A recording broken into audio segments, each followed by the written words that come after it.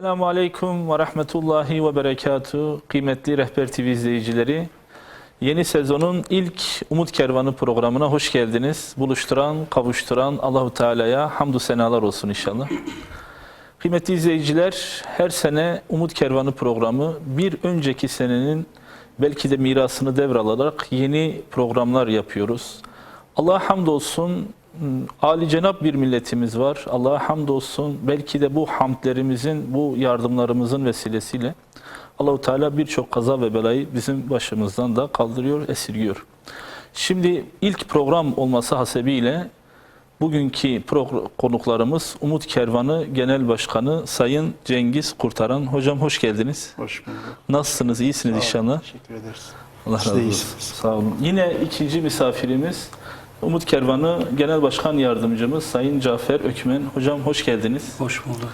Nasılsınız? İyisiniz inşallah. Teşekkür ederim. Allah razı olsun. Allah-u Teala sizden de razı olsun. Kıymetli izleyiciler, malum bugün bir depremle sarsıldık Düzce'de. Az önce dedim ya, gerçekten âli-cenab bir milletiz. Allah Resulü Aleyhisselatü Vesselam hiçbir bela ve musibet sadakanın önüne geçemez diyor. Sadaka vermekten, infak vermekten, zekat vermekten, bunları sürekli hale getirmek bizim aslında dünyevi açıdan da dünya hayatımızın huzuru için de iyidir. Onun için ben dedim ki elhamdülillah belki daha büyük musibetlere düşer olabilirdik. Çok kısmi zayiatla büyük bir deprem geçirdik. Bugün herhalde vefat eden bir kardeşimiz, Allah kendisine rahmet etsin. Ve yine yaralı kardeşlerimiz var. Allahu Teala kendilerine acil şifalar diliyoruz. Hocam şimdi öyle bir sahnedir. Bugün belki biraz tevafuk da oldu ama büyük bir deprem atlattık. Aslında ben VTR hazırladık programın sunumu için. Biraz uzun oldu, biz kesmek zorunda kaldık VTR'yi. VTR'nin başında Allah herkesi imtihan ediyor dedik. Yani Allah herkesi imtihan ediyor. Bugün zengin olanlar yarın fakir olabilir. Bugün hasta olanlar yarın iyileşebilir veya bugün sağlıklı olanlar yarın hasta olabilir. Şimdi siz öncelikle teşekkürle başlayayım. Biz her ne kadar sezona ara vermişiz ama sizin yine yardımlarınız devam etti. Hem bu vesileyle hocam, yani Allah-u Teala bize bu fırsatı verdiği için de sadaka vermeyi, infak vermeyi ve böyle bir program yapmayı verdiği için hamd etmek gerekiyor. Ne diyoruz hocam? Buyurun. Evet. Bismillahirrahmanirrahim. Öncelikle ekranları başında bizleri izleyen tüm Rehber TV izleyicilerini Allah'ın selamıyla selamlıyorum. Programa başlamadan önce son bir aydır değişik illerde farklı ölçeklerde depremler oldu. Evet. Dün gece Düzce'deki deprem hakikaten yürekleri korkuttu, yüreğimiz acıdı. Siz de burada sallandınız epey. Evet, yani onu bizler de hissettik. Ancak bilançonun ağır olmamasından dolayı Rabbimize şükrediyoruz. Bir tane vatandaşımız vefat etmiş, kendisine Allah'tan rahmet diliyoruz. 100'e yakın da yaralı var. Onlara da Allah-u Teala'dan acil şifalar diliyoruz. İnşallah bu tür bela ve musibetler hem ülkemizde hem de dünyanın hiçbir yerinde insanlık buna düçar olmaz. Allah-u Teala böyle bir imtihanı yapmasın inşallah. Umut Kervanı olarak bizler 2013 yılından beri halkımıza dokunmaya, ihtiyaçlarını gidermeye, evet, sıkıntılarını gidermeye, dertleriyle dertlenmeye çalışıyoruz. Öyle evet, bir sorumluluğu kendi üzerimize alarak sahaya inmişiz tüm üye ve gönüllülerimiz ile. Elhamdülillah her geçen günde Umut Kervanı'na hayırseverlerimizin destekleriyle daha fazla insanlara ulaşmaya çalışıyoruz. Hocam her sene böyle veriler geliyor. Basına da paylaşıyorsunuz. Evet. Kamuoyuyla da paylaşıyorsunuz. Her sene ciddi bir katlayışla gidiyor. Şimdi bir yandan şükrediyorum. Yani diyorum ki elhamdülillah insanlar sadakaya alıştı, infaka alıştı. Zekatlarını düzenli veriyor. Farz olan var, nafile olan var. Sorumluluk, üzerinde sorumluluk hesap olan verme var. Şimdi bir yandan da üzülüyoruz hocam. Yani demek ki bu kadar var, ihtiyaç var değil mi? Evet. Kesinlikle. Yani ihtiyaç var. Yani özellikle son zamanlarda yaşanan ekonomik sıkıntılarla beraber Evet. başta ülkemiz olmak üzere dünyayı saran bir ekonomik kriz söz konusu. Ve bundan dolayı da her geçen gün ihtiyaç sahibi olan insanların sayısı kat be kat artıyor. Evet. Bizler de bu ihtiyaçları giderme adına çeşitli projeler gerçekleştirerek ihtiyaç duyulan alanda ihtiyacın giderilmesi için hayırseverlerimize sesleniyoruz. Onları bu ihtiyaç sahipleriyle aralarında köprü olarak ihtiyaçları gidermek için gayret sarf ediyoruz. Elhamdülillah dediğiniz gibi halkımız sadaka vermeye, hayır işlemeye ve sıkıntıda olan bir insana el uzatmaya alışkın. Böylesine yüce, güzel bir gönülleri var. İnşallah bizler de onlar arasında bu köprü vazifesini görerek elimizden geldiğince inşallah projelerimizi gerçekleştirmeye çalışacağız. Hocam program öncesi faaliyet alanlarına baktım. Hani böyle şey vardır ya, ne yapıyorsunuz? Yahu ne yapmıyorsunuz ki? Yani şimdi öyle bir şey düşünün ki kırtasiye yardımından erzak yardımına, ondan sonra kış sezonundaki giyim yardımına, nakdi yardım, katarak ameliyatları, su kuyuları, mescit, yani örtünmek isteyip de örtünemeyen bayanlara ferace yardımı bile yapıyorsunuz. Yani buna dair bile hani kimsenin aklına gelmeyecek ayrıntıları bile yakalayıp, yani hassas insanlar var. Belki de veya hocamla da konuştuk, böyle öğrenciler var. Mesela örtünüp gerçekten böyle İslam'ın tesettürüne bürünmek isteyenler var. Yani onların o giyimli ihtiyaçlarını bile yani gerçekten öyle ince ayrıntı var ki hani saymakla bitmedi hocam. Evet. Buyurun hocam. İnşallah yani dediğim gibi topluma karşı kendimizi sorumlu addediyoruz. Evet. Kim olursa olsun sıkıntıdaysa ona el uzatmaya çalışıyoruz. Tabii ki insanların ihtiyaçları çok çeşitli olabiliyor. Ülkemizdeki ihtiyaçlar çok farklı olabiliyor. Farklı bir ülkede ihtiyaçlar daha farklı olabiliyor. Afrika'ya gittiğimizde işte susuzlukla, açlıkla karşılaşabiliyoruz. Bir kıtlık durumu var orada. Yemen'e gittiğimizde iç savaştan dolayı yiyecek bulamayan, kendi memleketlerini terk etmek zorunda kalan kardeşlerimizi görebiliyoruz. Afganistan'a gittiğimizde emperyalistlerin ülkelerini sömürmesinden dolayı, kaynaklarına el koymalarından dolayı çok ciddi bir mazlumiyet. Evet, ciddi bir mazlumiyet, ciddi bir açlık, ekmeğe muhtaç duruma gelmiş bir halkı görebiliyoruz. Ve gidip el açmayan hocam. Hani evet. Kur'an-ı Kerim'in tabir ettiği o, gerçekten onlar utanırlar, haya ederler. Tam Afganistan halkı tam da şimdi o pozisyonda değil mi? Kesinlikle. Diğer taraftan Filistin'e gittiğinde belki de şu an dünyanın en kalabalık şehri olan Gazze'ye sıkıştırılmış bir halkı görebiliyorsunuz. Ciddi bir nüfus. Evet, yani bu şekilde her tarafta farklı farklı ihtiyaçlar var, farklı farklı sıkıntılar var. Ülkemizde özellikle ekonomik sıkıntıdan dolayı evlerine yiyecek götüremeyen, dolabında belki de o günlük ihtiyacını giderebilecek kadar gıdası olmayan kişilerle karşılaşabiliyoruz. Çünkü birebir gidip ihtiyaç sahiplerine dokunup onları anlamaya çalışıyoruz. O gün çocuklarını doyurabiliyorlar mı, doyuramıyorlar mı? Ya da işte faturalarını ödeyebiliyorlar mı? Kaldıkları ev, yaşamları için yeterli donanımda mıdır? Evet. Onları şey yapabiliyor mu, koruyabiliyor mu? Bu şekilde inşallah böyle toplumda nerede bir sıkıntı varsa ona göre bir proje geliştirip o projelerimizi gerçekleştirmeye çalışıyoruz. Eyvallah. İnşallah detaylarına biraz daha ineceğiz. İnşallah. Hocama da en azından fazla vakit geçmeden söz vermek istiyorum. Hocam, şimdi Umut Kervanı Vakfı'nın birçok yardım toplama alanları vardır. Yani kişi işte ben yardım etmek istiyorum ama nasıl yardım edebilirim? Herhalde böyle bir mazerete sığınamaz. Ki biz bugün kıymetli izleyiciler canlı telefon bağlantısıyla da işte Umut Kervanı'nın yardımda bulunduğu ailelere ulaşabilirsiniz. Yine hakeza ekranlarımızın altında Umut Kervanı Vakfı'nın IBAN numaraları, yine aynı yardım, nakdi yardımı bizzat temsilcilikler vasıtasıyla ulaştırabiliyorsunuz. Hani insan hayır işlemek ister, bazen hani maniler olur, şey olur ama burada bütün yollar açmışsınız. Hocam şimdi böyle bir geçmişin muhasebesini yaparsak, en azından bir önceki, bizim için bir önceki sezon, tabii size aralık olmadı. Siz bütün 7-24 sahadasınız. Ne diyebiliriz? Yani en azından bizim için bir önceki sezonun verileri nelerdi?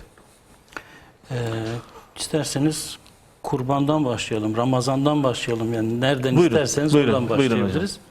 Biz en son kurban organizasyonunu, bu seneki kurban organizasyonunu organizasyon olarak, gerçekleştirdik. evet. Hem yurt içinde hem de yurt dışında bunu yaptık. Allah'a şükür yurt dışı yaklaşık 30 ülkede 30 kurban ülke. kesimi gerçekleştirdik. Türkiye'de dahil 30 ülke. Evet. Ve yurt içinde yine kestik. Yani binlerce kurban ve Evet. yüz binlerce aileye ulaştı bu Yüz et. binlerce aile. Aileye ulaştı bu et. Ne Allah'a kadar şükür hocam? çok Mesela bereketliydi bu sene. ulaşan et miktarı ne kadar? Yani her aileye 2,5-3 kilo arasında verdik. Artık aile sayısının net rakam bende değil ama 100 binlerin çok üzerinde. Peki hocam mesela bu hani kusura bakma hani eftal olan şudur. Hani bayram günleri içinde Allah Resulü hani ilk sünneti oydu. Bayram günleri içinde bu etin mağdur fakirlere Evet. ulaşması. Şimdi yüz binler hangi günlerde? Olunca, Kaçıncı günde? Ağırlıklı olarak birinci gün kesildi. Birinci fakat gün. tabii birinci gün kesildi fakat mesela biz İstanbul'da birinci gün kesimimizin neredeyse tamamını bitirdik ve Evet. etleri ailelere ulaştırdık. Fakat takdir edersiniz ki binlerce kurbandan bahsettiğimiz zaman ister istemez ikinci güne de sarktı. Yurt dışındaki şartlar biraz daha farklı. Dolayısıyla ikinci gün yurt içi ve yurt dışı kurban kesimlerimizin tamamı bitti. Ve o etlerin tamamı ailelere ulaştı. Yani bayram günleri içinde hepsi ailelere ulaştı. Evet, ulaştı. Elhamdülillah. Ve yurt dışında kurban kesimi yapan hayırseverlerimizin kurban videoları birinci ve ikinci gün olarak Oo. tamamen binlerce Yani kişi kurban ulaştı. Videoları da adadığı ulaştı. kurbanı size teslim ettiği, emanet ettiği kurbanı onun kurbanının kesildiği ve o görüntüyü de paylaşıyorsunuz. Paylaştık. Evet. Binlerce kurbanın videosu hazırlandı. Çok büyük bir ve hassasiyet hayır hocam. sahiplerine Çok ulaştı. büyük bir hassasiyet yani. Elhamdülillah. Evet. Peki hocam yani mesela kurbanla alakalı Ramazan programı ve diğer programlar nasıl geçti en azından? Çok bereketliydi Allah'a şükür. Yani başkanımın da dediği gibi hakikaten ekonomik kriz sadece Türkiye'yi vurmadı. Bütün dünyayı etkiledi. Ve çok çeşitli, çok geniş bir yelpazede ihtiyaç, insanoğlunun her türlü ihtiyacı olabiliyor. Biz tabii karınca kararınca Umut Kervanı gücü nispetinde ulaşabildiğimiz bütün noktalara ulaşmaya gayret ediyoruz. Yani Afganistan'da bir problem oluyor, oraya gitmeye gayret ediyoruz. Afrika'da oluyor, hala hazırda Afrika'da yine arkadaşlarımız var, orada yerlerimiz var. Hala hazırda yine şu anda da yardımlarımız devam ediyor. Hem Evet. yurt içi hem yurt dışında. Dolayısıyla bu çerçevede hareket ediyoruz, bu çerçevede çalışıyoruz. Allah hayrınızı kabul eylesin inşallah. Allah razı olsun. Başkanım şimdi çok ciddi bir personel yani çok ciddi bir nasıl söyleyeyim iş gücü yani personelden ziyade bir iş gücü ve bildiğim kadarıyla hepsi de bir özveri ve hepsi fedakarlık bilinciyle yani kesinlikle herhangi bir bedel istemeden bu dağıtımlar bu yapılıyor. Yani burada da çok hassas bir ince bir ayrıntı var. Bu çalışmalarla beraber şimdi az önce Cafer hocam da söyledi. Şu anda da yurt dışında da şeyler var. Yani temsilciler var. Faaliyetleri alanda hem yurt içinde. Çeşitlendirirsek hocam şu anda elzem olan ve önümüzdeki veya yakın bir zamanda hangi projelerimiz var? Biraz hızlı geçmeye çalışıyorum. Biliyorum çoktur hocam kusura bakmayın. En azından bir an önce o şeylere gelelim çünkü söyleyeceklerimiz çok. Buyurun hocam. Evet. Yani hakikaten yapmış olduğumuz iş çok önemli bir iş. Onun farkındayız. Biz özellikle az önce Cafer Başkanımın anlattığı gibi bunu sahada yaparken üye ve gönüllerimiz hakikaten büyük bir özveriyle yani bir bayram sabahı kendi ailesine selam vermeksizin bayram namazından önce kurban kesim alanına gidip orada fedakarca çalışıp akşam geç saatlere kadar o kurbanların Tasnifi ve dağıtımı. kesilmesinden sonra paketlenmesinden sonra da ihtiyaç sahiplerine ulaştırılması anına kadar ki zamanı orada harcıyor. Ben tanıyorum şimdi mesela biliyorum böyle hocam. Kaç bayramdır işte ben bayram günleri ne annemin yanına gidebildim ne babamın yanına gittim. İkinci, üçüncü gün anca gidebildim. Allah hayırlarını kabul eylesin. Allah Evet razı hocam. olsun. Yani bu konuda gerçekten de onlara müteşekkiriz. Onlara çok çok teşekkür ediyoruz. Allah-u Teala onların ecrini verecektir. Şimdi ihtiyaca gelince özellikle ülkemizde hakikaten şu an Ciddi bir ekonomik darboğaz ekonomik var. sıkıntı var. Burada biraz aileleri rahatlatmak lazım. Yani çünkü gerek alınan asgari ücret ve asgari ücretin üzerindeki bir maaş ailenin geçimine artık yetmiyor. Biz burada belki de böylesine onları rahatlatacak projeler geliştiriyoruz. Özellikle Evet. hayırseverlerimizden almış olduğumuz yardımla beraber mesela bir gıda yardımı, işte kırtasiye döneminde onun kırtasiye ihtiyacını giderme, kışın onun kışlık giyimini Evet. giderme gibi bizim projelerimiz var. Biz bunu da işte hayırseverlerimizden aldıktan sonra bizim tespitli ailelerimiz var. Bu çok önemlidir. Yani şöyle söyleyelim hocam. Sadece yardımı toplamakla iş bitmiyor. Evet. Bir de onun tespit edip yerine ulaşması vardır. Kesin. Bir telefonumuz var. Onu alalım. Hüseyin Bey hatta. Alo. Alo. Hüseyin Bey sesim geliyor mu acaba? Ne be şimdi 350 sen mi verdin? Alo. 350 sen mi? Şu anda hatta bir ses sıkıntısı yaşıyoruz. Evet hocam. Buyurun. O hayırseverden almış olduğumuz emanet hayrını onu tespit etmiş olduğumuz ihtiyaç sahibine yerine ulaştırılması adına da bizim üyelerimiz ve gönüllerimiz birebir kendileri götürüp veriyorlar. Yani ülkemizdeki... Hocam bu çok dinamik bir zemin. Evet. Yani şimdi ben burayı biraz açayım. Şimdi bugün ihtiyaç sahibi olan bir aile bakarsın bir 10 gün sonra, 2 ay sonra, 1 yıl sonra ihtiyacı artık kalmamış olabilir. Yani dinamik bir zemin, hareketli bir zemin. Ben biliyorum, şahit de oldum. En azından sahadan duyduklarım. Bakıyorsun geliyor mağdur aile. Bundan sonra bana yardım getirmeyin. Benim artık ihtiyaçlarımı giderdim. İhtiyaçların artık daha ihtiyaç sahipleri. Erdemli davranıyor. Tabii yani bazen bu insanı çok duygulandırıyor. Yani aslında hala vardır. Yani hala o eksiği var. Görüyorsun yani ama o kanaatkarlığı onu şey yapıyor. Bir de sürekli bu kontrol var. Yani düşünün sürekli gidiyorsunuz. Her gün, her ay düzenli bir periyotla o sahadaki arkadaşların özverisiyle bunlar ziyaret ediliyor ve bunların her türlü eksiği yani çocuklarının işte okul öncesi psikolojik durumu. Ben tanıdığım bir aile sahadaki bir arkadaşın hocam işte babasını kaybetti. Çocuk şu anda bulanım geçiriyor. Biz onu rahatlatmak için pikniğe götürüyoruz. Ya Allah razı olsun. Yani şimdi insan hani söyleyecek söz bulamıyor. Ya sadece gıda vermekle değil pikniğe bile çocuğu götürüyorlar yani. Evet. Evet hocam buyurun. İşte orada dediğiniz gibi sadece ailenin maddi ihtiyacını gidermekle beraber sosyalleşmesine yardımcı olmak. Özellikle mesela diyelim yetim ailelerimize yönelik Evet. durumlarda onlara hem psikolojik destek verilmesi gibi çalışmalarımız da oluyor. Eyvallah hocam. Bir telefonumuz var. Az önceki kardeşimiz yine hattaymış. Alo. Alo. Hüseyin Bey sesimi alabiliyor musunuz? Alo. Herhalde hala sorun devam ediyor. Evet hocam buyurun. Evet, o ihtiyacın giderilmesi anında dediğim gibi psikolojik olarak da bizler destek vermeye çalışıyoruz. Özellikle bunların ziyaret edilmesi hakikaten çok önemlidir. Özellikle onu yapmaya çalışıyoruz. Çünkü biz özellikle ailelere gerek gıda, gerek işte nakdi yardım, gerekse diğer işte kırmızı ettir ve işte Evet. ev eşyası yardımını götürdüğümüzde kendileriyle yapılan muhabbet ve o sosyal ilişkiler Bazen yapılan onu yardımın önüne geçiyor. Evet, onu çok çok daha rahatlatıyor. Evet. Çünkü muhatap alınması, önemsenmesi, dertlerinin dinlenmesi en önemlisi. Evet. Bu şekilde bir yaklaşımla onu tabiri caizse yeniden hayata döndürüyorsun. Şimdi Hayata benim küsmüş gördüğüm olan hocam, gördüğüm mesela sadece o yardımdan öteye o duyguyu taşıma yani o Var.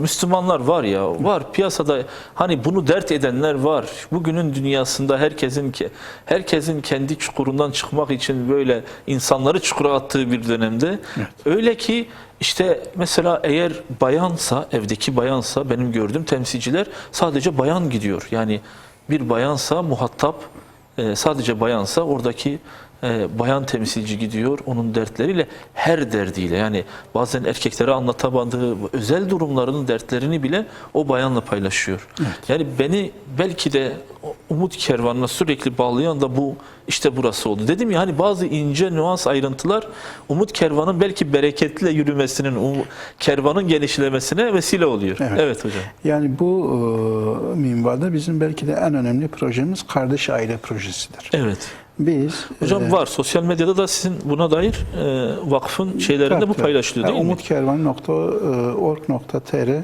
web adresimizden detaylı bir şekilde hem projelerimizi görebilirler hem çalışmalarımızı görebilirler. Orada irtibat kurulabilir. Zaten şu an ekranda da telefon Evet. numaralarımız var.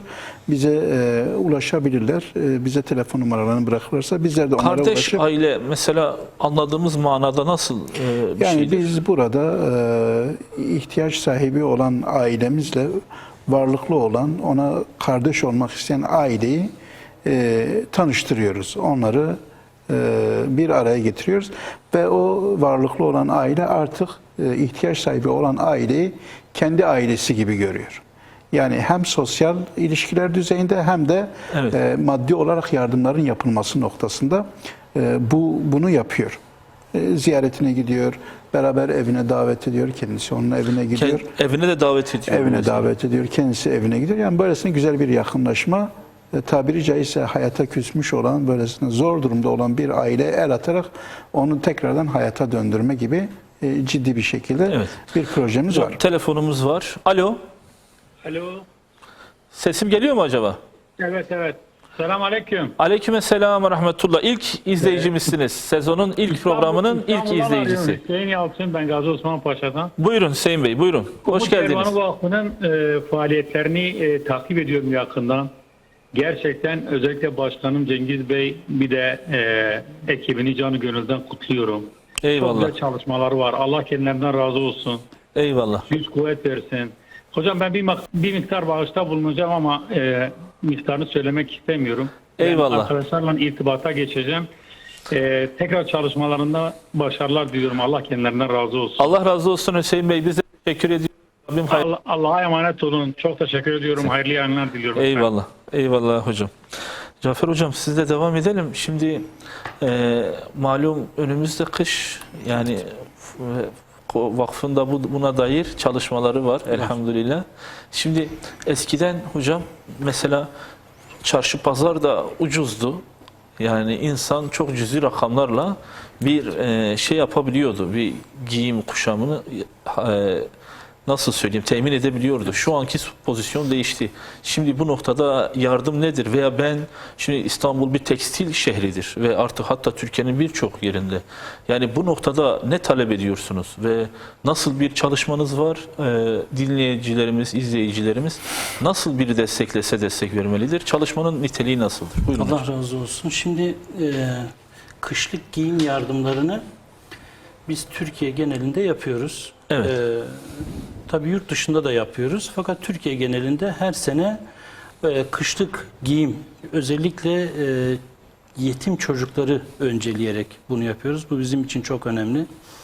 Daha sonra da ihtiyaç sahibi ailelerin çocuklarına hem bot alıyoruz, mont alıyoruz, efendime söyleyeyim eldiven, bere, atkı, bu tarz kışlık giyimlerini tedarik ederek kışa hazırlıklı girmelerini temin ediyoruz. Bunun için yeri geliyor bazen bu işi yapan, bizzat işte mont üretimi yapan veya bot üretimi yapan veya kazak üretimi yapan hayırseverlerden de bize yardım geliyor. Fakat ağırlıklı olarak Evet. hayırseverlerimizin nakdi yardımlarını giderek biz tabii piyasa şartlarından haberdarız. Direkt üreticiye ulaşıyoruz. Çünkü yoksa topladığımız miktar ile çocukları giydirebileceğimiz miktar arasında çok uçurum var. Yani biz gidip dışarıdan alelade perakende satış yapan bir yerden alma şansımız yok. Gidiyoruz, bunu direkt üreticiden tedarik ediyoruz. İşte İstanbul'da dediğiniz gibi tekstil merkezlerinden bir tanesi, fakat Bursa'da öyledir. Evet. Bursa'ya da gidiyoruz, İstanbul'da da bakıyoruz.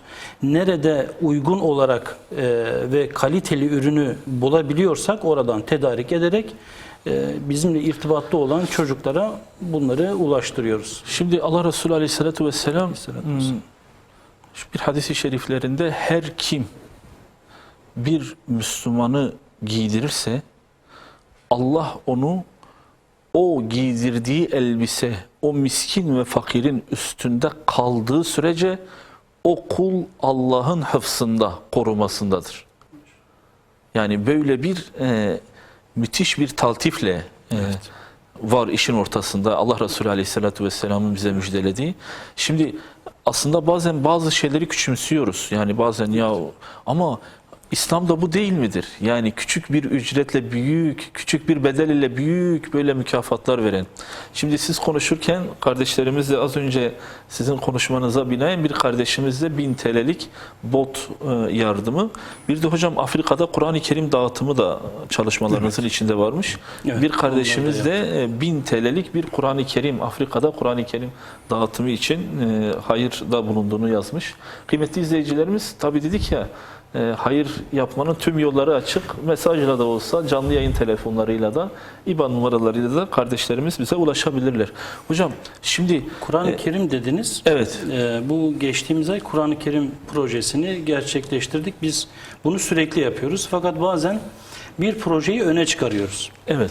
Bu öne çıkardığımız projeyi biraz daha yaygınlaştırıyoruz. Şimdi Afrika'da tabii bilmeyenler var. Çoğunlukla halkımız da bilmiyor gerçekten. Afrika'da ne deniyordu o? Luv denen bir tahtada Kur'an-ı Kerim öğreniyorlar çocuklar. Evet, Yani evet. Kur'an-ı Kerim yok. Elifba yok. Şimdi biz bu çocukların görüntülerini aldık. Daha sonra halkımıza sunduk. Dedik ki bakın, Afrika'da çocuklar böyle bu şekilde eğitim görüyorlar. Kim kaç tane Kur'an-ı Kerim bağışlamak isterse. Evet. Ve binlerce Kur'an-ı Kerim toplandı. Allah kendilerinden Hocam, razı olsun. şimdi bilmiyorum, bir tane yeter mi, izleyicimiz yetmez mi? Evet.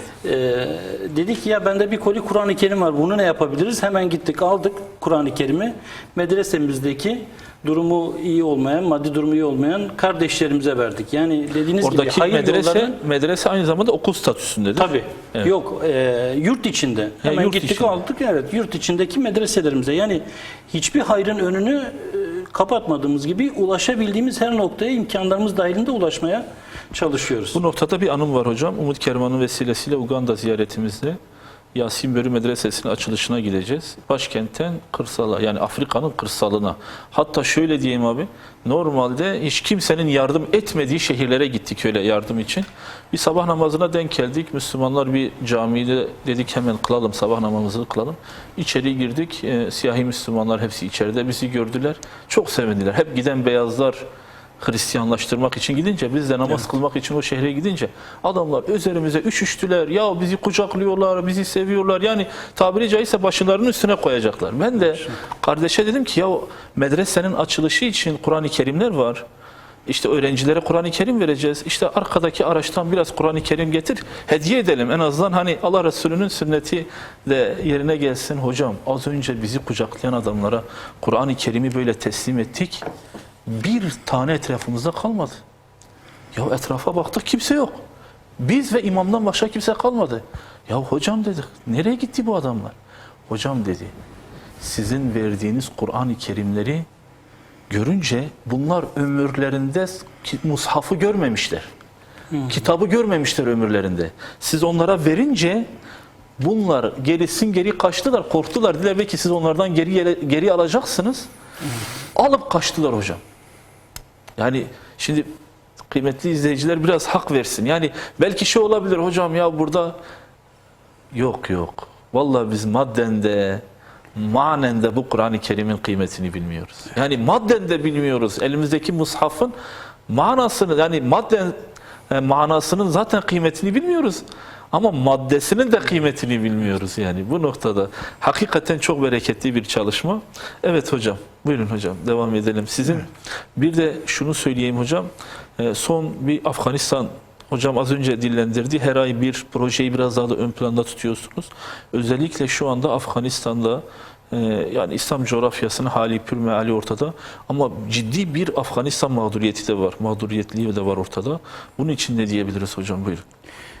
Şimdi Afganistan için bizim yardımlarımız devamlı var. Biz devamlı bu projelerimizi gerçekleştiriyoruz. Şu an orada 2 tane caminin temelini attık. İnşallah 1 aylık gibi bir sürede onlar da bitecek. Açılışını yapacağız. Orada özellikle mesela Kabe'nin yakınında olmasına rağmen 40-50 kilometre yakında olmasına Başkentin rağmen yakınında. evet, orada çocuklar medrese eğitimini evde görüyorlardı. 110 hanelik bir köy. Evet. Merkeze bağlı bir köy. Merkeze bağlı bir köy. Ancak köyde 110 hanelik bir köyde şey yok. Okul zaten yok, cami de yok. Sömürenler öyle bir sömürmüş ki yani Biz de işte oraya gidip oradaki o halkla bütünleşip onların o ihtiyaçlarını dinledikten sonra sağ olsun hayırseverlerimizin desteğiyle orada bir caminin temelini attık ve kısa bir süre sonra inşallah açılacak. Tabii ki oradaki o cami onlar için aynı zamanda bir eğitim yuvası olacak. Orada ilim tahsil edecekler, fenli ilimlerini de öğrenecekler, hafızlık için ayrıca kullanacak ve bir de köylerin ibadetlerini rahat bir şekilde yapabilecekleri bir Allah'ın evi olacak. yani şu anda hali hazırda bir mescit ve medrese aynı zamanda inşa ediliyor. Evet, yani biz cami diyoruz ancak o işi de görecek. Evet. O ihtiyacı da karşılayacak. Bununla beraber inşallah Susa camimizin de projesini şu an orada da gerçekleştiriyoruz. O da böyle kısa bir süre sonra bitecek ve orası da aynı şekilde hem medrese ihtiyacını görecek hem de aynı şekilde ibadet yapılabilecek bir alan olacak. Şimdi Afganistan özellikle bizi en çok etkileyen husus, hani mesela siz bir çocuğa bir çikolata verdiğinde o çocuk için böylesine dünyalara bedel bir şekilde bir sevince girer. Şimdi oradaki insanlar zaten yokluk çekiyorlar. Oradaki çocuklar çikolata verdiğinde almıyor, ekmek verdiğinde ekmeğe hasret. Oo. Yani bizim Ekmek buradakiler bulamıyor. çikolataya hasret, oradakiler ekmeğe hasret yani. Oradakiler ekmeğe hasret. Yani o denli ciddi bir şekilde ihtiyaç var. Mesela az önce kurbandan bahsettik. 30 farklı ülkede. Bu sene Afganistan'da da yaklaşık 215 büyükbaş hayvan kestik. Kesmiş olduğumuz bu kurbanların etlerini ucra köşelere, yani orada kendilerini anlatan o ihtiyaç sahibi halk 4 yıldır sofralarına et gitmemiş, et pişmemiş o evde ki o insanlara biz kırmızı et ulaştırdık. Hayırseverlerimizin destekleriyle. Yani o denli bir yokluk var. Evet. Özellikle emperyalist ülke orayı terk ettikten sonra yani bir de yani onların sermayelerine de el koydu, gitti. Oradaki insanlar şu an elhamdülillah bir gayret içerisindedirler. Allah-u Teala'nın yardımıyla inşallah Müslümanların da yardımlarıyla aç kalmayacaklar. Onurlarıyla direniyorlar. Aç kalmalarına rağmen kendi o özgürlüklerine olan hasretlerini şu an güzel bir şekilde oturtuyorlar. İnşallah ülke de yavaş yavaş zemine tam oturuyor. Evet. Ülkenin hemen hemen her tarafında, dört bir tarafında güvenlik sağlanmış durumda. Evet. Ama orada şu an çok ciddi bir şekilde ihtiyaç var. Özellikle daha önce bazı iç kargaşalıktan dolayı Kabe'nin etrafına gelip sığınan çadır kentlerde kalan kardeşlerimiz var. İşte onların da o ihtiyaçlarının giderilmesi lazım. Evet. Ve bir de hemen hemen işte kışa doğru geldik. Kışı çok zorludur Afganistan'ın da. Dağlık bir bölge. Evet. Dolayısıyla onlara da şimdiden bizim el uzatmamız lazım. Hem yakacak bakımından hem barınacakları o yerlerini. Şu anda temsilciler var mı orada hocam? Şu an temsilcilerimiz var. Projeler üzerinde. Projelerimizi şu an orada gerçekleştiriyoruz. Başta gıda yardımı olmak üzere özellikle kırmızı et dağıtımı Ve bununla beraber işte birkaç gün önce oradaki yetimhanelerimizde giyim yardımı yaptık. Oradaki çocuklarımızı giydirdik. İnşallah yani gücümüz nispetince hayırseverlerimizin bizi desteklediği kadar biz de oradaki ihtiyaç sahiplerine ulaşmaya çalışıyoruz. Bu sadece gideriyoruz. Afganistan için demiyoruz. Mesela sizin Suriye için de bir projeniz vardı. Sanki son dönemki bu sıkıntılar üzerinde daha o projeyi gerçekleştiremediniz. Böyle bir şeyiniz de var. Evet, yani özellikle İdlib kırsalında böylesine hemen sınırımızdaki o kardeşlerimize de kışın o zorlu şartlarına girmeden el uzatmak istiyoruz. Hayırseverlerimizin desteklerine inşallah kısa bir zaman sonra oraya giderek hem o çadır kentlerdeki kardeşlerimizin çadırlarının tamiri gerekse Yani bir önceki kışın o felaketine uğramamak için değil mi? Geçen evet. kış çok ciddi bir tahribat geçirdiler. Evet. Orada işte kömür yardımı, odun yardımı, gıda yardımı gibi inşallah projelerimizi gerçekleştireceğiz. Onu da kısa bir süre sonra Allah razı yapacağız olsun. inşallah. Hocam şimdi Afganistan, Suriye az önce bir de Afganistan'la ilgili bir buyurun müsaade hocam. Bir de ederseniz. en azından şeyi de söyleyeyim. Afrika ülkelerindeki su kuyularının da en azından durumunu sizden alalım. Onunla beraber. Buyurun hocam. Peki.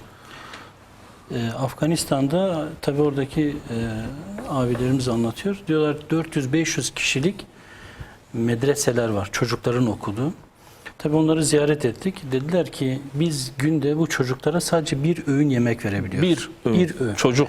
Evet, çocuklara 400-500 kişilik çocuklara sadece bir öğün ve kurban eti götürüldüğünde yeminle demiş ki aylardır et görmemiş bu çocuklar. Sadece bir öğün yemek verebiliyoruz ve çocukların tamamı akşam aç yatıyorlar.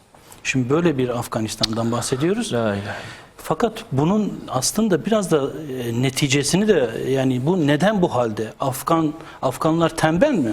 Değil. Yok. Onurlu insanlar. Fakat bundan önceki Rus zulmündeydiler. Yıllarca Rusların Hegemonyası altında. savaşıyla uğraştılar. Daha sonra da Amerikan emperyalizmiyle uğraştılar. Ve 40 yılın sonunda geriye devasa bir enkaz bıraktılar. Zaten şimdi Afrika'dan bahsettiğimizde, Asya'dan bahsettiğimizde işte buna Afganistan'da dahil hangi coğrafyaya bakarsak bakalım bugün Suriye'den bahsettiğimizde de aynı şeyler. Aslında emperyalizmin enkazını biz karınca kararınca kaldırmaya çalışıyoruz. Emperyalizm girdiği yerde sadece enkaz bırakır. O demokrasi getirdiğini siz bunun söyleyerek enkaz canlı bırakır. şahitlerisiniz öyle Biz, diyelim. evet, birebir canlı şahitleriz. Şimdi hocam yani mazlumiyetin dini sorulmaz, mağdurun dini sorulmaz gibi bir ilke var. Az önce Afrika için onun için söyledim. Afrika'daki açtığınız kuyuların tamamında hem Müslümanlar hem Hristiyanlar da istifade ediyor. Yani biz bunu sadece bir Müslüman hassasiyetiyle görmüyoruz. İnsani bir sorumluluk olarak da bunu değerlendirdiğimiz. Doğru. Hatırlayın şu anda Ukrayna için söylenen sözler mavi gözlü, yeşil gözlü, mavi gözlü, sarı saçlı gibi cümleler bizde yok elhamdülillah. Yani bizim için artık mazlumsa artık dinini sormuyoruz. Ötesini Afrika'daki sormuyoruz. su kuyularının tamamı da öyle değil mi? Yani Evet, öyle. açtınız. Bakın Mali'de bundan yanılmıyorsam 2-3 hafta önceydi. Mali'den yeni gelen bir abimiz anlatıyor. Diyor ki Mali'de bir anne çocuğunu yıkadıktan sonra kalan suyla bulaşıklarını yıkıyor. Şimdi Afrika'yı böyle düşünün abi. Yani çocuğunu yıkadı, su zayi olmasın. Olmuyor. Bir leğende topluyor. Daha sonra da o suyla bulaşıklarını yıkıyor. Şimdi aylarca elbiselerini yıkayamıyorlar. Yıkamıyorlar demiyorum, yıkayamıyorlar. Böyle bir Afrika'dan bahsediyoruz. Zaten dünyada da baktığımız zaman 844 milyon insan doğrudan temiz suya ulaşamıyor. Yani bunun resmi ciddi bir rakamlar ile sıkıntı var. söylenmiş. Tabii. 2050 yılına kadar dünyanın %40'ı su sıkıntısı çekecek. Bunun en fazla işte Afrika gibi, Asya gibi ülkeler çekecekler. Yani şu anda hali hazırda 80 ülkede su sıkıntısı var ve bunların neredeyse tamamı Afrika ve Asya ülkelerinden oluşuyor. Evet. Yani işte 3. dünya ülkeleri ismini taktıkları ülkelerden oluşuyor. Bakın bugün dünyada 6 saniyede bir tane çocuk açlıktan veya yetersiz beslenmeden dolayı ölüyor. Düşünebiliyor musunuz? Belki de bunun çoğu Yemen, Aynen Suriye, öyle. Asya Afrika. ve Afrika'dan yani kimse bana bunu Avrupa'da olduğunu, Yok. Amerika'da olduğunu söylemesin Mümkün değil, yani. evet. Değil mi? Yani eğer bir de şeye vurulursa herhalde bunların tamamı sömürülmüş bu ülkelerin. Az önce dediğiniz emperyalizmin çizmesi altında ezilen hali bu, hazırda öyledir. Toprakların Fransa'nın kazandığı 100 TL'nin 60 TL'si Afrika'dan geliyor. Hali hazırda bugün de dahil olmak üzere. Fransa böyle bir ülke ve Avrupa'nın neredeyse tamamı öyle. Geçenlerde bir projeden bahsediyoruz. Başkanımla beraber dedik ki şöyle bir şey yapalım. Afrika'da çocuklara işte okullarda çikolata dağıtalım. Niye? Kakaonun ana vatanı ama bu çocuk o çikolatanın tadını bilmiyor. kakaonun ana vatanıdır ama Evet, çikolata ama yememişler. çikolatanın tadını Yani bilmiyor. işlenmiş o kakaonun- Sadece işçiliğini biliyor. Ve bu yüzyıllardır böyle. İşte biz bunu dağıtalım. Bakın sizin topladığınız bu mahsul aslında bu diyelim onlara. Evet. Şimdi biraz sonra bir araya gireceğiz inşallah. Hocam şimdi genel itibariyle projelerin tamamını dinlendirmeye çalışıyoruz ama ne kadarını dinlendirebileceğiz? Ama anladığımız kadarıyla ulaşmamız gereken, gitmemiz gereken yerler çok. Aynı zamanda kendi yani kendi şeyimizi de dikmek zorundayız. Yani söküğümüzü de dikmek zorundayız. Bu noktada Türkiye'nin de çok ciddi mağdurları var. Her ne kadar bir tarafı Türkiye'nin iyi gelişmişse İstanbul gibi bir şehirde de yarın Allah nasip ederse biz biraz daha böyle sahaya ineceğiz. Sahadaki arkadaşların çalışmalarına bakacağız. Birebir müşahede edeceğiz. Bu çalışmalar için ne diyebiliriz? Yani Türkiye'deki çalışmaların genel başlangıç noktası ve herhalde Umut Kervanı en çok yoğunlaştığı yer yine Türkiye'dir anladığım kadarıyla. Doğru mu? Kesinlikle. Buyurun hocam. Yani en yakınımızdan başlamak kaydıyla, ilkesiyle böylesine çalışmalarımızı yapıyoruz. Şimdi özellikle ülkemizin doğu ve güneydoğusu başta olmak üzere ama özellikle batı illerimizde de ciddi bir şekilde biz bu sıkıntıyı görebiliyoruz. Çünkü bizde şu an kayıtlı 100.000'e yakın aile var. 100.000 100.000'e yakın Türkiye. Yani tespitli Tabii aile bu var. sadece Umut Kervanı Vakfı, evet, Yetimler Vakfı var, diğer yardım kuruluşları var. Evet. Biz birebir bizim tespit komisyonumuz bu kardeşlerimizin kapılarını çalmışlar. Onların durumlarını yerinde görmüşler. Hatta onlardan böylesine müsaade isteyerek belki buzdolaplarının içine bakmışlar.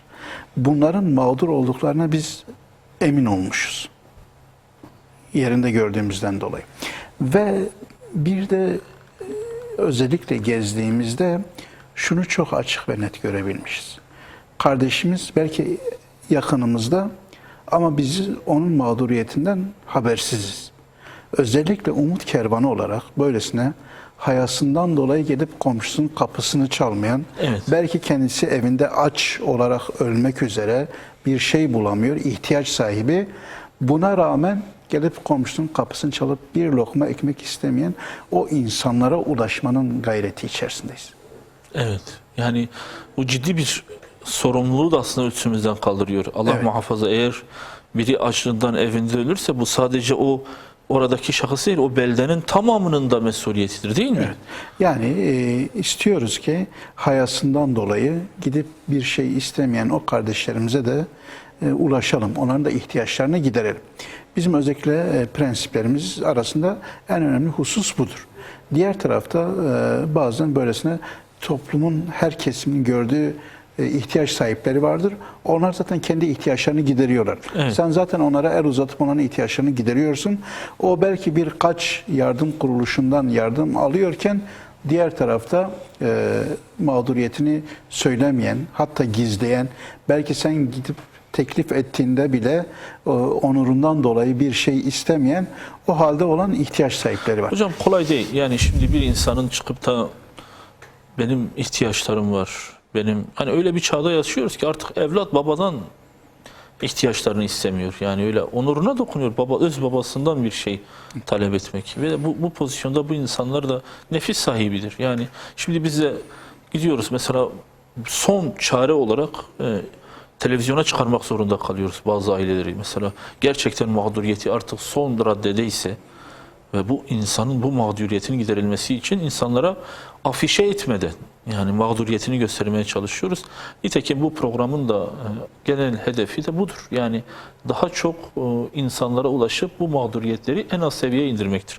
Yani genel şeyimiz budur. Bu programın hedefi budur. Ancak yani bu noktada bile biz ulaşmaya çalışıyoruz. Yine de o kadar mağdur olmalarına rağmen, o kadar çaresiz olmalarına rağmen. Şimdi anlatmaya kalkarsam sadece bende biriken yüzlerce anı var. Yani böyle uykuları kaçırır derecesinde yüzlerce anı var. Ben biliyorum yine sizde de aynı pozisyon var. Belki de az önce başkanım dedi yan yana geldiğimizde şunu da yapalım, bak şunu da yapalım. Evet. Yani tatmayan bilmez, tadan da artık vazgeçmek istemez gibi bir durum. Mesela az önce Afganistan'dan bahsettik. Evet. Afganistan'da yakın zamanda yine ekibimiz gitti. Orada birçok şehirde özellikle çadır kentlerde yardımlar dağıttı. Yani oradaki gözlemler gerçekten de insanları böylesine dehşete düşürecek düzeyde. Soğuk bir hava, yağmurlu bir hava. Çocukların ayağında çorap yok. Çorabın yerine ayağına poşet sarmış. Fotoğraflar vardı hocam, unutmayın. Bir arkadaş gittim yanına, hocam bugün hiç durumum iyi değil dedi. Niye? Hayırdır dedim. Hocam dedi arkadaş Afganistan'da Umut Kervanı temsilcisi bana fotoğraf attı. Fotoğraf attı, dedi ki bak burada böyle bir mağduriyet var, böyle bir durum var ve bunlar bu halde İslam'ı yaşamaya çalışıyorlar. Arkadaşın dediği şu, diyor ki hocam onlar Müslümansa biz neyiz? Biz Müslümansak onlar nedir o zaman? Yani evet. Öyle bir... Şimdi siz o şeyi söylediniz, biz özellikle üyelerimizden şunu rica ediyoruz. Bu bizim için çok önemli. Yaptığımız paylaşımları kendileri muhakkak çevrelerinde paylaşsınlar. Evet. Yani kimin ne hayır vereceğini sadece Allahu Teala bilir. Evet. Yani buna vesile olalım. Bakın ben bir görsel paylaşmışım. Birisi bunu görmüş Evet. ve vesile paylaşmış. Bir anı anlatayım bununla alakalı. Binanın asansörüne bindim, yukarı çıkıyorum. Bir komşum işte Cafer abi nasılsın dedim, iyidir. Mücadeleye devam. Evet. Umut Kervanı'ndayız. Allah razı olsun dedi. Ne var şu anda? Dedim ki Kur'an-ı Kerim var. İşte hazırda dağıtıyoruz. Tamam abi dedi. Gitti. Baktım ondan sonra gönderdi. Yani nereden ne çıkacağını biz bilemeyiz. Evet. Biz buna peşin olarak karar vermeyelim. Bir kere bunu çok iyi anlamak lazım. Ve vakfımızdan gelen görsellerimizin muhakkak paylaşılmasını rica ediyoruz. Bu. Evet. Evet başkanım. Şimdi Allah Resulü Aleyhisselatü Vesselam diyor ki Allah temiz olanı alır. Bir kulun temiz olan sadakasını teşbih kullanarak Allah kulun sağ eliyle verdiğini sağ eliyle alır diyor. Verdiği küçük şey, yine Allah Resulü devam ediyor. Verdiği küçük şeyi diyor kudret elinde büyütür, büyütür, büyütür. Allah Resulü diyor ki o verdiğiniz sadaka var ya, eğer bir hurma tanesi ise Roji mahşerde siz onu Uhud dağı kadar büyük göreceksiniz. Şimdi vallahi bazı ticaretler vardır ki hani Allah-u Teala da Kur'an-ı Kerim'de size ticaretin hayırlısını söyleyeyim mi diyor ya. Hani bu en büyük ticarettir. Belki şimdi anlamıyoruz. Bir hakkıyla kavrayamıyoruz. Ama yakın bir gelecekte, ama çok yakın bir gelecekte herkes bunun kıymetini anlayacak. Çünkü insan ölüm için yaratılmış bir varlıktır. Allah huzuruna gideceğiz. Nereden gelmişsek oraya gideceğiz. Yani verdiklerimiz bizim için kârdır. Yani bunu ne yaparsak yapalım. Evet hocam buyurun. Evet. Yani o manzaralar gerçekten insanı dehşete düşürüyor. Dediğim gibi çocuğun ayağında çorap yok, poşet sarmış ayağına.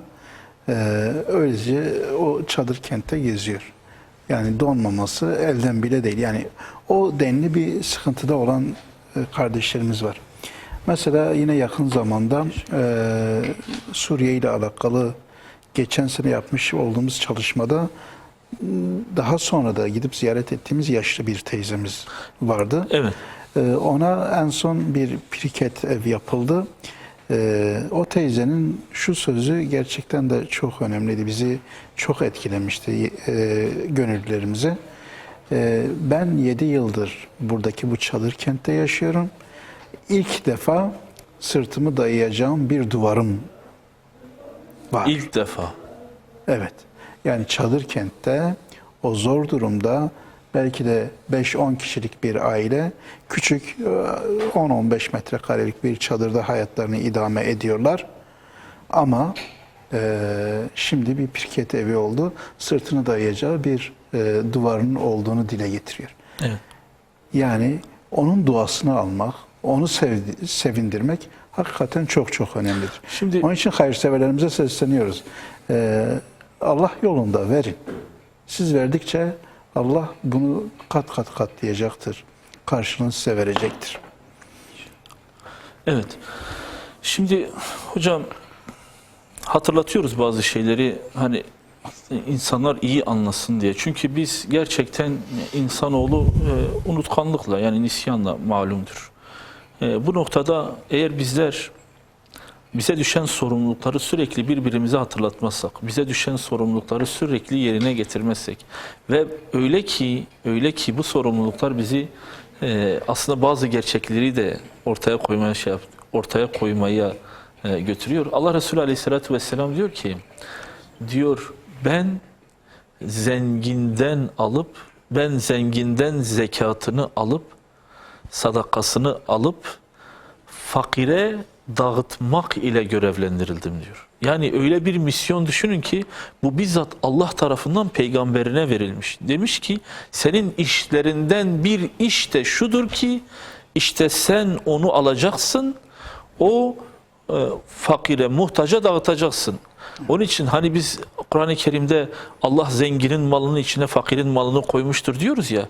Bu değil mi? Zekatlarımızın da bu bağlamda bir sorumluluğu yok mudur? Yani böyle bir değerlendirmesi yok mudur? Evet, buyurun hocam. Şimdi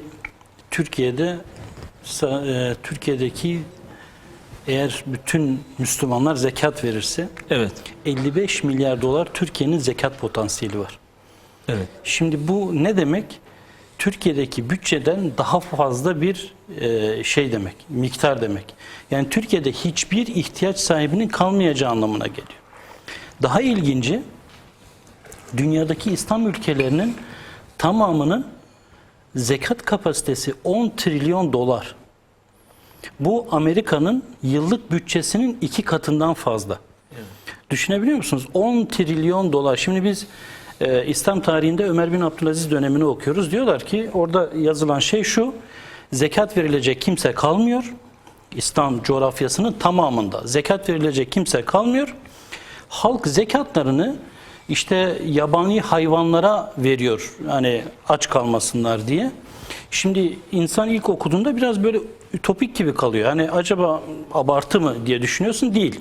Günümüzde dahi İslam coğrafyasının tamamı zekatını verirse yeryüzünde, bakın sadece zekat müessesesinden bahsediyorum, yeryüzünde ihtiyaç sahibi insan kalmıyor. Bunun açlığı da, suyu da, her şeyi tamamını içine alabilirsiniz giyimle beraber. Evet. Düşünebiliyor musunuz miktar? İslam'ın sadece bir rüknünün ifa edilmesi demek, evet, eda edilmesi demek, böyle bir sonucu ortaya çıkarıyor. İşte maalesef verilen miktar çok düşük. O da artık yetebildiği kadar hayırseverler bunu dağıtıyorlar. Şimdi sonuç itibariyle benim aslında şöyle söylemek istiyorum. Yani bizim burada bir hayır işlemeye çalışıyoruz. Diyoruz ki ya Rabbi sen şahit ol, biz bu insanların sesine seda olmaya çalışıyoruz. Ve bu en azından bu iki yakayı birleştirmeye çalışıyoruz. Veren el ile alan eli birleştirmeye çalışıyoruz. Evet. Ve belki de onları suistimale kapı açmadan bunu yapmaya çalışıyoruz. Bu sadece fakirin sorumluluğu değil. Az önce Ömer bin Abdülaziz döneminde demek ki insanlar zekat gibi, sadaka gibi, infak gibi bu sorumluluğun bilincindedir. Yok kardeşim, yoksa verecek. Bu sadece zekat. Sadakayı, değil mi? fitreyi, infak saymıyoruz. Yani yok şunu söylüyorum. Yani adam zengindir. Hocam benim etrafımda fakir yok. Öyle bir şey yok. Mümkün değil. Öyle bir şey yok. Olsa bile senin gidip bulman lazım. Şimdi Allah diyor ki bu mal senin değil. Evet. O zaman sen nasıl ki ihtiyaçlarını gidermek için çaba harcıyorsun ya, bu malı yerine ulaştırmak için de çaba harcamalısın. Değil mi hocam? Evet. Dediğiniz o çıkıyor o zaman ortaya. Evet. Şimdi İslam ümmetini düşünelim. Zekat vermekte zorlanan bir İslam ümmetinden bugün çocukları açlıktan ölen bir İslam ümmetine evrilmişiz. Dünya Müslümanlarının, tırnak içinde söylüyorum, dünya Müslümanlarının bunu çok iyi düşünmesi ve iyi analiz etmesi lazım. Bakın biz nereden nereye savrulmuşuz? Bugün dünyada 6 saniyede bir insan gıdaya bağlı çocuk, 5 yaş altı çocukların istatistiklerinden bahsediyorum. Eğer gıdaya bağlı bir şekilde ölüyorsa ve bunun çoğunluğunu, ezici çoğunluğunu diyelim İslam ülkeleri oluşturuyorsa bu bana çok ciddi bir mesajdır. Başka bir şeye gerek yok. Evet. Ama maalesef hani şair diyor ya, dağlar taşlar uyandı ama ümmet uyanmadı. Yani Müslümanların bu konuda çok ciddi sorumluluğu var. Müslümanlar bu konuda dünyada rol oynarlarsa dünyadaki insanlığın yaşadığı hiçbir sıkıntı, maddi manevi olarak söylüyorum. Çünkü biraz önce başkanım da dediği gibi biz sadece kapısının önüne götürüp bir koli bırakmıyoruz. Biz aynı zamanda onun manevi boyutunu da düşünüyoruz o ailelerin. Allah'ın izniyle dünyada söylüyorum, sadece memleketimizde değil, herhangi bir sıkıntı kalmayacak inşallah. Hocam çoğu zaman gittiğimiz evlerde şu manzarayla da karşılaşıyoruz. Kimsenin garantisi yok. Hani bu dünyada hiç kimsenin mutlak bir şekilde hayatı stabil gitmiyor. Evriliyor. Hem ticari hayatı evriliyor, hem sağlık durumu evriliyor. Hem Bugün veren yarın alacak ihtiyaç sahibi olabiliyor. olabiliyor. Ben de ziyaret ettiğim bir ailede ablanın bir tanesi yardım için gitmiştik. Televizyonu artık çıkarmak, artık ihtiyaçları o kadar çoktu ki arkadaşlar dedi hocam bunu şey yapmamız lazım. Televizyonda bacımıza yardım toplamamız lazım. O kadar ciddi ihtiyaçları var. Kadın döndü sonra arasında böyle kayıt dışı bir yerde dedi ki abi dedi vallahi dedi ben ailecek biz her Ramazan koliler dağıtırdık. Allah'tır. Devran döndü. Bak şimdi Ramazan'dır. Siz bana koli getiriyorsunuz. Yani bu ciddi bir mesajdır. Anlayana ciddi bir mesajdır. Ve şu anda o pozisyonda insanlar var. Bu demek değildir ki devran dönmeyecek. Öyle. Zaman değişmeyecek. Öyle değil mi başkanım? Yani Kesinlikle. bunu göz ardı edemeyiz. O şekildeki manzaralarla biz çok karşılaşıyoruz. Özellikle mesela yine Suriye, İdlib kırsalında kalan ailelerimizden bir tanesi yardım ulaştırdığımız. Yani kendisinin deyimi, yani ben böylesine birkaç dönüm arazi içerisinde bağ bahçesi olan müstakil villada oturan bir insandım. Evet. Ama şu an başımı sokacak, ailemi barındıracağım bir çadır arıyorum. O hale gelmiş. Yani özellikle mesela gerek iç çatışmalardan dolayı, gerek savaştan dolayı, gerekse farklı durumlardan dolayı hakikaten memleketlerini terk edip özellikle bizim ülkemize gelenler ya da kendi ülkelerinde farklı bir yere sığınan insanlara bizim kucak açmamız lazım. Evet. Onlara yardımları ulaştırmamız gerekiyor. Yani o tamamen yerleşik bir hayatı varken, bir düzeni varken, bir başını soktuğu bir evi varken, gideceği bir işi varken oradan kopup kilometrelerce uzağa gidip kimseyi tanımadığı, belki de dilini bilmediği bir memlekette yaşam mücadelesi veriyor.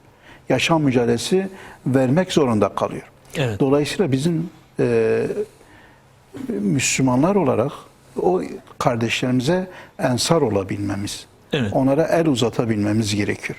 Hocam sıcak yemek de Türkiye midir? O da yurt dışı projesi midir? Bu projemiz genelde yurt dışıdır. Özellikle pandemi döneminde toplu olarak ülkemizde işte iftarlar verilemeyince, yemekler verilemeyince o zaman böylesine bir fikir doğdu ve biz başta Afrika olmak üzere hemen hemen Afganistan birçok yerde başta yetimhaneler olmak üzere camilerde toplu sıcak yemek dediğimiz ya da mevlid yemeği dediğimiz yemekler organize ettik ve orada onların bir günde olsa böylesine pişmiş, önlerine gelmiş sıcak bir aş. Mesela şimdi kişi dedi ki benim bir çocuğum oldu, mutlu Evet. bir günümdür.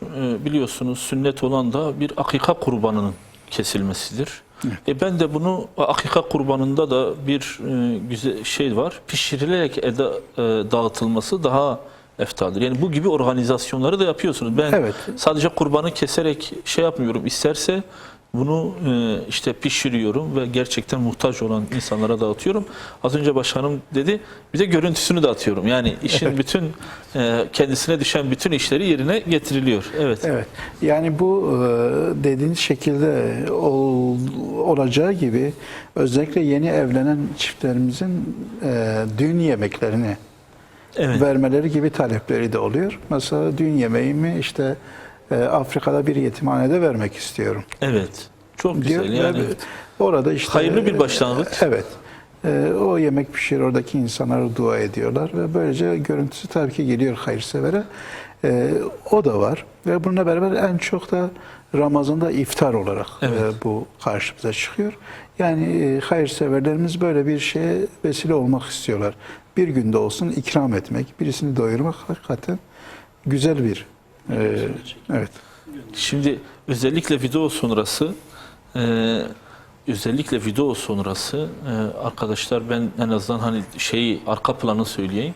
İnsanların kalbi mutmain oluyor. Yani en azından bak yerine ulaştı. Bu sosyal proje dahilinde hem de hayır hasenat dahilinde kişi kendi bir anı olarak da bunu paylaşıyor. Hem çocuklarına, aile içinde de bak biz böyle bir kurban kestik, şöyle bir hayır yaptık, şöyle oldu. O şeyden sonra, o yardımı yaptıktan sonra böyle konuşmuşum. Abi ruh halin nasıl? Hocam diyor, vallahi öyle bir huzur, sekine duyuyoruz, öyle bir huzurlu oluyoruz. Yani bizim, Allah razı olsun, en azından bunu sürekli hatırlatıyorsunuz her vesileyle.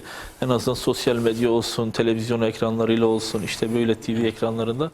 Hocam bunu ne tavsiye edersiniz? Yani nasıl yapalım? En azından sadece biz mağdurlara mı sesleniyoruz? Yani en azından ticareti yapanlara, iş yapanlara, yani bunların da bir sorumluluğu yok mudur? Yani sadece Umut Kervanı'nın üzerinde midir bu iş? Kesinlikle var. Yani bugün tekstil sektöründe olanlara da iş düşüyor, gıda sektöründe olanlara da iş düşüyor. Ben de gıda sektöründeyim. Yani herkese, her alanda iş düşüyor.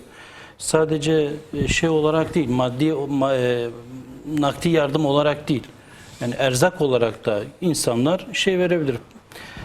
Fakat biz Türkiye genelini ele aldığımızda Türkiye'de dünyada en fazla yardım yapan ülkelerin ilk sıralarında yer alıyor. Yani Türkiye bu konuda gerçekten çok iyi. Şimdi ben dedim ya, âli-cenab bir millet. Evet, Elhamdülillah. gerçekten öyle. Yani istatistikler de bunu böyle söylüyor. Evet. Dolayısıyla yani biz projeleri sunduğumuzda eğer yeterince bu projeler insanlara ulaşırsa, bugüne kadar paylaşıp da işte ya bu proje çok geride kaldı veya sönük oldu diyebileceğimiz bir çalışmamız hiç olmadı. Yani Allah'a şükür biz yayın yaptığımızda, argümanlarımızı insanlara sunduğumuzda insanlar bize çok ciddi dönüşler yapıyorlar. Evet. O yüzden tekrar hani burada izleyicilerime de hatırlatmak istiyorum. Lütfen Umut Kervanı'nın görsellerini paylaşalım. Bu önemli. Yani biz nasıl bir köprüysek siz de o vesileyle bir köprü olacaksınız. Belki birisi görecek ve oradan bir hayra vesile olacak sizin vasıtanızda, sizin vesilenizle. Evet. Bu da çok güzel Şimdi bir iş. yani sorumluluk noktasında hepimizin çok sorumluluğumuz var. Yani gerçekten bazen anlamlandırmak için söylüyorum. Allah Resulü Aleyhisselatü Vesselam'ın Medine'sinde Allah Resulü'nün en çok hutbe irad ettiği mesele de budur. Yani Allah Resulü bir devlet başkanıdır ama aynı zamanda o toplumun bir bireyidir. Yani ben nasıl olsa sahabeler beni doyurur veya sahabeler her gün bir yemek gönderir ona. O gönderdiği bütün yemekleriyle yine Ashab-ı Suffe dahil olmak üzerine bütün paylaşma noktasında o kadar siyasi ambargolara rağmen, o kadar muhasaralara rağmen, sahabelerin şehadetine rağmen, yetim çocuklarının olmasına rağmen, yani Allah hiç kimseyi o fakirlikle, hani dini bile götürecek fakirlikle imtihan etmesin. Ama toplumumuzda bugün bir kesim var. Gerçekten Allah onları mal ile imtihan ediyor. Bunu net söylüyorum. Kesinlikle. Allah onları mal ile imtihan ediyor. Evet. Bir toplumumuzun bir kesimi de var. Allah onları yoklukla imtihan ediyor. Bana deseniz ki hangisinin imtihanı zor? Bence mal ile imtihan edenin imtihanı zor. Çünkü bu adam imtihanın içinde olduğunu bilmiyor. Hastalıkla imtihan olan adam der ki ben hastalık düşer oldu. Hocam doğrudur. Allah bizi imtihan ediyor. Zengin bir adamın Hazreti Süleyman gibi Allah beni imtihan ediyor dediğini ben duymadım. Oysa en büyük imtihan ondadır. Onun için eğer varsa verilmesi gereken bir şey, bir an önce ondan tabiri caizse kurtulması lazım. Yani artık o onun boynunun üzerine bir borçtur. Sadece Umut Kervanı değil mesele. Yani gerçekten bu hayır kurumlarının ve gecelerini gündüzlerine katan, proje üreten, bugün kimse için hani derler ya hiçbir şey yapılmaz artık, kimsenin babasından da hayrı kalmadı gibi cümleler, abuk sabuk cümleler kullanılır. Ama yok elhamdülillah var işte, Müslüman bir toplumdayız. İşte hiç tanımadığı 7 yabancı insanlara da yardım yapılıyor. Hatta dünyanın öbür ucundaki mazlumların sesi olunmaya çalışıyor. Hocam şimdi Umut Kervanı'nın da bu noktada her geçen yıl elhamdülillah dedi kervan genişliyor. Bu noktada hani en azından ne tavsiye edersiniz? Ne yapmamız lazım? Yani sadece her çarşamba günü Rehber TV'ye bağlanıp yardım mı edelim yoksa ne yapalım? Buyurun hocam. Yani elhamdülillah hayırseverlerimiz, kardeşlerimiz bu konuda duyarlıdırlar. Yani yeter ki biz onlara bu duyguyu götürebilelim. Yani ihtiyaç sahiplerinin durumunu ulaştırabilelim. Kardeşlerimiz bunu gördüklerinde mutlak surette zaten duyarsız kalmıyorlar. Evet. Bir şekilde el uzatıyorlar. Bunu bizim anlatmamız gerekiyor. Umut Kervanı olarak gerek görsellerimizle, gerek birebir temaslarımızla, ziyaretlerimizle bizim bunu götürmemiz gerekiyor. Yani dediğim gibi biz şimdi bir taraftan bu şekilde Evet. gıda ihtiyaçlarını karşılamaya çalışırken diğer tarafta da bizim özellikle başta Afrika olmak üzere böylesine geçici değil de biraz daha böyle kalıcı bir şekilde proje olabilecek. Süt keçisi projesi de vardı hocam. Evet. Yani oradaki ihtiyaç tespit etmiş olduğumuz o ihtiyaç sahibi olan aileye bizler en az 2 tane Yani sadece süt keçisi, balık vermek yerine balık tutmayı balık öğretmeyi. tutma, evet, o süt keçilerini vererek hem onun sütünden faydalanması hem de onları besledikten sonra bir sürüye dönüştürmesi ve böylece onun kendi ihtiyacını gidermesi noktasında kalıcı bir Belki proje. şimdi bu Türkiye satından baktığımızda ya bir süt keçisiyle kim doyar, kim gibi bir cümle kullanabilir. Ama Afrika sahasında bu çok büyük bir şeydir değil mi hocam? Kesinlikle. Yani birebir zaten ona böyle şahit olduğumuzda hakikaten gerçekten de sanki böylesine ona dünyayı vermişsin gibi bir sevince boğuluyor. Yani çünkü ona ihtiyacı var. Bununla beraber mesela diyelim katarak ameliyat projemiz var. Bu da çok önemli. Özellikle mesela şu an Afrika'nın nüfusu 1 milyar 300 milyona dayanmış. Evet. Ve bu nüfustan nereden bakarsanız her 100 kişiden 2 kişi kör. Her 100 kişiden 2 2 kişi kör. Hocam bir telefonumuz var. Ona inşallah devam edelim. Bir kardeşimiz hattımızda. Alo. Alo. Buyurun. Muhammed mi? Evet. Buyur Muhammed. Ben 500 TL. Evet. Sesin tam gelmedi Muhammed. Bir daha söyle. Ben 500 TL yatırmak istiyorum. Allah hayrını kabul eylesin inşallah Muhammed. Allah razı olsun. Adınla büyü inşallah. Allah'a emanet ol. Görüşmek üzere. Tamam. Allah razı olsun. Hocam 300 1 milyar 300 milyona nüfusu dayanan bir Afrika kıtasından. 54 ülkeden oluşuyor. Orada her 100 kişiden 2 kişi kataraktan dolayı göremiyor. Bu dünyanın güzelliklerini, içinde bulunduğu çevresini göremiyor. Orada özellikle bizim işte bu katarak ameliyatı projemiz var.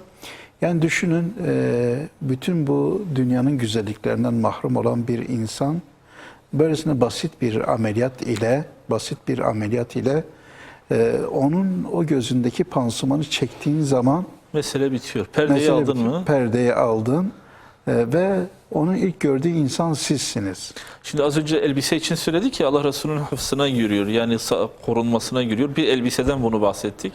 Bir de bu bir göğsse Allah-u Teala'nın ona ne kadar ikramı vardır yani. Evet. Yani siz bir taraftan heyecanlısınız, o bir taraftan şaşkın. Çünkü görmediği bir dünyaya gözlerini açıyor. Evet. Yani bu güzelliklere bizim sahip olabilmemiz için onlara sahip çıkmamız gerekiyor. Yardım elini uzatmamız gerekiyor. Yani bu projelerimizi inşallah bizler yılın 12 ayı boyunca sürdüreceğiz. Gerek Evet. gıda yardımı olsun, gerekse yine en önemlisi belki de yetimlerin kefaletidir. Yetim edinme, onların aylık iaşelerini giderme, onları bir aylığa bağlama. Bunlar önemli projelerdir. Yani onlara bizim sahip çıkmamız Evet. gerekiyor. İnşallah elimizden geldiğince yılın 12 ayı boyunca bizler sahada olacağız. Üyelerimizle, gönüllülerimizle. Eyvallah hocam. Onların ihtiyaçlarını inşallah gidereceğiz. Allah razı olsun. Hocam ana kumandadan da vaktin azaldığını söylüyorlar. En azından programı da aralıksız devam ettik böyle. Hiç fasıla koymadan. Böyle son cümleler olarak ne deriz başkanım? En azından ne tavsiye edersiniz? Neler yapmamız lazım? Bize ne düşüyor? Kardeşlerimize ne düşüyor? İzleyicilerimize ne düşüyor? Buyurun. Size teşekkür ediyoruz. Eyvallah. Üzerinize düşeni yapıyorsunuz, yaptınız. İnşallah izleyicilerimize de zaten hatırlatmalarda bulunduk. Yani Umut Kervanı olarak da Allah nasip ederse, ömrümüz yeterse bütün imkanlarımızı kullanarak gerçekten Umut Vakfı, Umut Kervanı imkanlarının üst limitinde hareket etmeye gayret ediyor. Yani hiçbir Evet. zaman böyle alt limitler işte ya şuradan da idare edelim değil. En üst limitlerde yapmaya çalışıyoruz. Ve gelen teveccühleri de görüyoruz, biliyoruz. İnşallah bizim hedefimizi daha yukarı, çıtamızı daha yukarı taşıyacağız Allah nasip ederse. Ve Umut Kervanı olarak imkanlarımız neye el veriyorsa biz bunu muhakkak gerçekleştireceğiz inşallah. İnşallah kervan yürüyecek. İnşallah. Kim ne taşırsa, kim ne katkıda bulunursa o kendi hayrınadır. Evet, aynen öyle. Allah Teala razı olsun inşallah. Allah sizden de Başkanım razı olsun. siz ne dersiniz? Buyurun. Evet, hem size hem de ekranları başında bizleri izleyen tüm izleyicilerimize teşekkür ediyoruz. Evet. Hayırseverlerimize tekrardan seslenmek istiyorum. Güzel işler yapmak, güzel ameller işlemek, iyiliklerde bulunmak bizim için kârdır. Bizim için kaybolmaz iyiliklerdir.